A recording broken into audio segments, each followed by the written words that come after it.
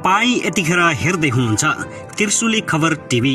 24 घण्टा ताजा खबरको लागि हाम्रो च्यानललाई सब्स्क्राइब गर्नुहोला, नजिक रहेको बेल आइकन दबाई हामीसँग जोडिनुहोला। गृहमन्त्री रवि लामिछानेको सचिवालय संयोजकमा दीपक बोहरा, नेकपा एमालेको एकता, युवा संघका अध्यक्षको यस्तो छ धारणा। प्रदेश 1 मा कांग्रेसबाट को बल्ला संसदीय दलको नेता 3 जनाको उम्मेदवारी दर्ता।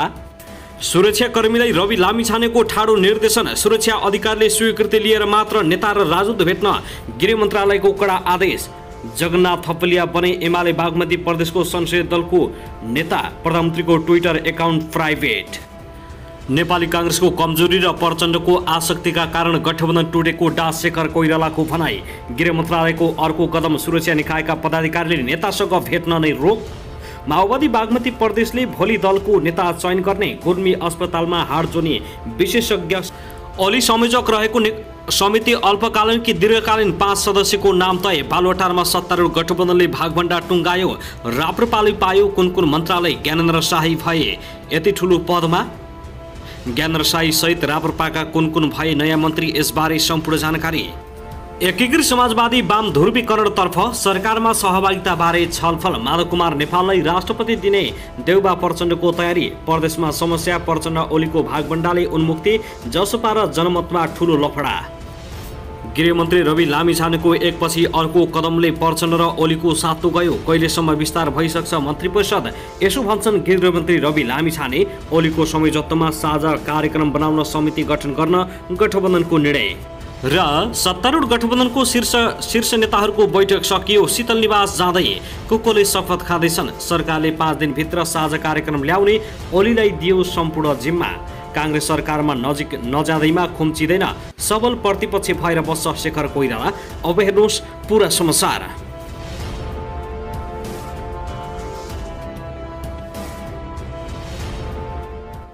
दर्शक महानुभाव नमस्कार, तपाईलाई हार्दिक स्वागत छ हाम्रो च्यानल त्रिशुली खबर टिभीमा। यदि हाम्रो च्यानललाई अहिलेसम्म सब्स्क्राइब गर्नुभएको छैन भने सब्स्क्राइब गरी नजिक रहेको बेल आइकन दबाई हामीसँग जोडिनुहोला। दर्शक महानुभाव, फेरि पनि हामी तपाईहरुमाझ निकै महत्त्वपूर्ण अपडेटका साथ उपस्थित भइसकेका छौं। यो भिडियोलाई अन्तिमसम्म हेरी हामीले साथ दिनुहोला। दर्शक महानुभाव, हाम्रो मेहनतको लागि एउटा सानो लाइक गर्न पनि नभुल्नुहोला। कहाँदेखि हेर्दै हुनुहुन्छ, के भन्न चाहनुहुन्छ, तपाईको मनमा लागेका प्रतिक्रिया अवश्य पनि कमेन्ट गर्न नभुल्नुहोला। दर्शक महानुभाव, के तपाईँ हाम्रो च्यानलमा नियमित श्रोता हुनुहुन्छ?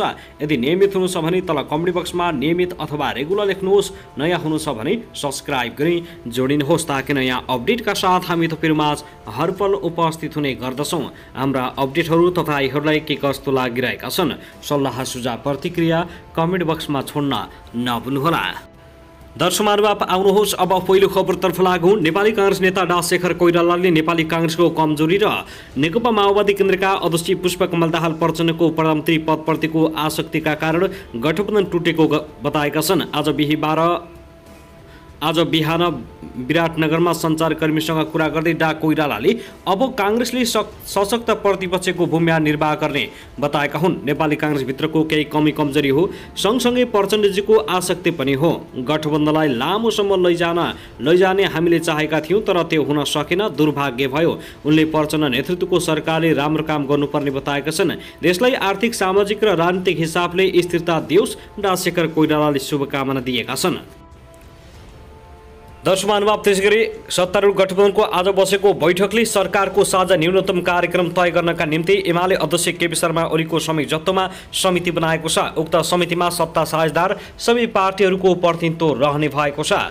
आज बसेको बैठकमा 4 पार्टीहरूको मात्रै सहभागिता थियो। प्रधानमन्त्री प्रचण्ड, एमाले अध्यक्ष ओलीका साथ राप्रपा अध्यक्ष राजेन्द्र लिङ्गदेन र राष्ट्रिय स्वतन्त्र पार्टीका सभापति रवि लामिछाने बैठकमा बसेका थिए। सरकारको साझा न्यूनतम कार्यक्रमको मस्यौदा 5 दिनभित्र तयार गर्न ओली संयोजकमा समिति बनाइएको हो। समितिमा एमालेबाट थप 1 नेता रहेका छन्।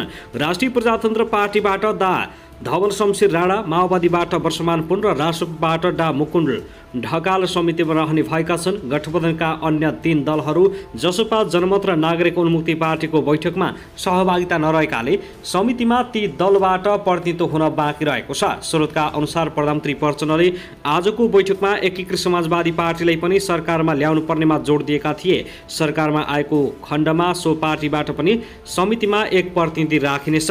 समितिलाई तत्कालको निम्ति साझा न्यूनतम कार्यक्रमको मात्र कार्यभार दिएको छ। तर गठबन्धनका सूत्रधार ओलीकै संयोजकत्वमा समिति बन्नुले यसलाई दीर्घकालीन संयन्त्रको रूपमा स्थापित गराउने सोच हुन सक्ने आकलन गरिएको छ। विगतमा गठबन्धन सरकारलाई मार्गदर्शन गर्नका निम्ति एक शीर्ष नेताको संयोजकत्वमा उच्चस्तरीय संयन्त्र निर्माण गर्ने प्रचलन थियो। अहिलेको समिति पनि त्यही संयन्त्रको रूप हुन सक्ने गठबन्धनका एक नेताले बताएका छन्।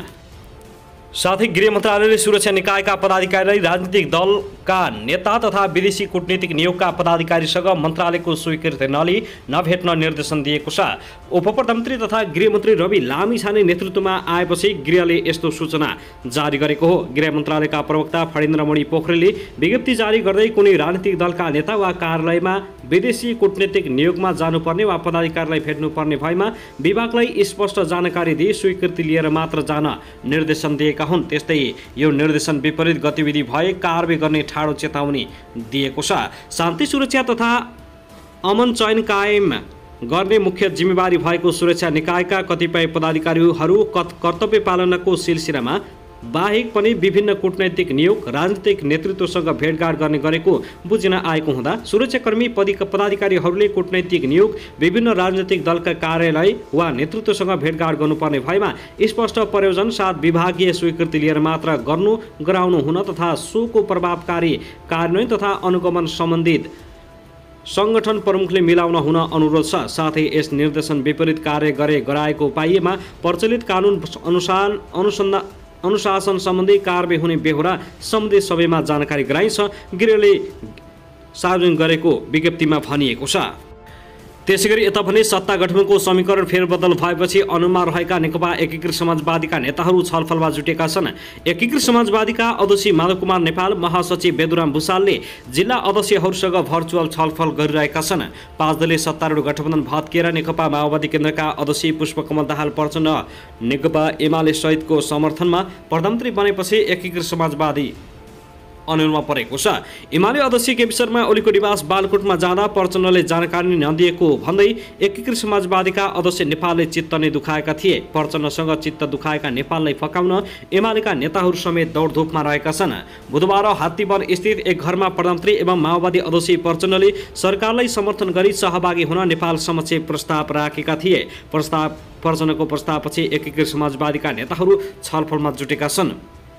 सरकारमा सहभागी हुन प्रस्ताव आएको छ, अब के गर्ने भन्ने बारेमा छलफल भइरहेको छ। अध्यक्ष र महासचिवले जिल्ला अध्यक्षहरूसँग भर्चुअल संवाद गरिरहनु भएको छ। एकीकृत समाजवादीका सचिव जीवनराम श्रेष्ठले बताएका छन्। अबको रणनीति तय गर्न एकीकृत समाजवादीको स्थायी कमिटीको बैठक समेत डाकिएको छ। एकीकृत समाजवादीलाई एमालेमा मिलाउने प्रयास समेत गरिएको छ। त्यसका लागि एमाले अध्यक्ष ओली र माधव कुमार नेपाललाई भेट गराउन नेताहरू लागि परेका छन्। 16 गते स्थायी कमिटी बैठक राखेका छौँ, सरकारलाई समर्थन गर्ने वाम ध्रुवीकरण गर्ने लगायतका विषयमा छलफल गर्छौँ।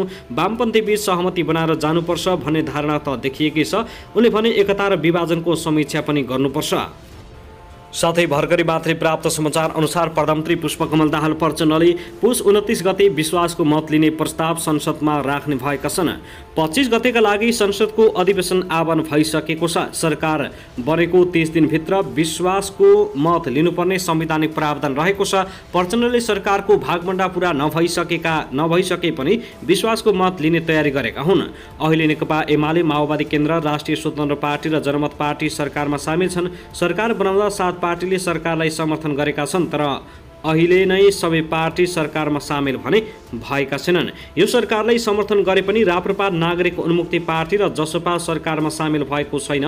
गठबन्धनमा धेरै दलहरू सामेल भएकाले पनि यो सरकारले छिटो विश्वासको मत लिनुपर्नेछ। पहिला विश्वासको मत लिने, त्यसपछि सभामुख चयन गर्ने तयारी सत्ता गठबन्धनले गरेको स्रोतले जानकारी दिएको हो।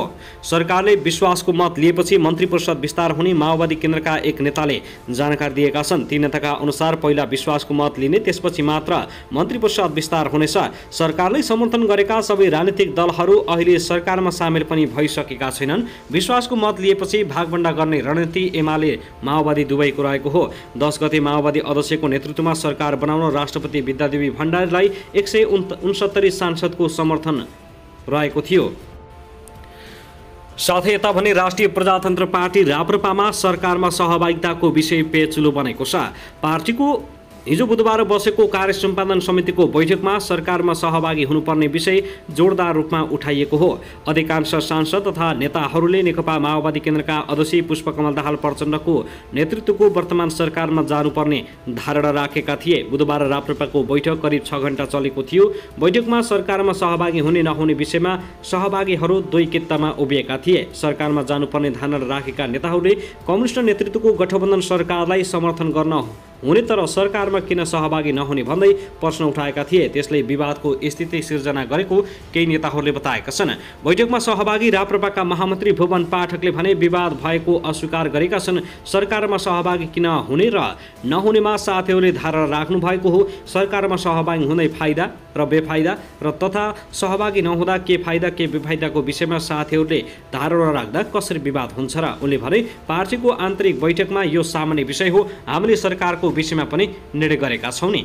विवादकै बीच सरकारलाई समर्थन गरेका राजनीतिक दलबीच न्यूनतम साझा कार्यक्रम तय गरेर मात्र सरकारमा सहभागी हुने बैठकबाट निर्णय गरिएको छ। अर्थात् राप्रपाले सरकारमा जाने निर्णय गरिसकेको छ।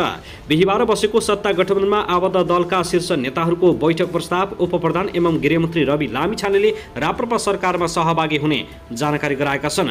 साझा न्यूनतम कार्यक्रम प्रस्ताव उहाँहरू सरकारमा आउने विषय टुङ्गोमा पुगेको छ। उनले भने सत्ता गठबन्धनले 5 दिनभित्र न्यूनतम साझा कार्यक्रम ल्याउने तयारी गरिरहेको जानकारी दिएका छन्। राप्रपाले साझा न्यूनतम कार्यक्रमलाई बटलाइन बनाएको छ तर सरकारमा जाने निर्णय गरिसकेको छ।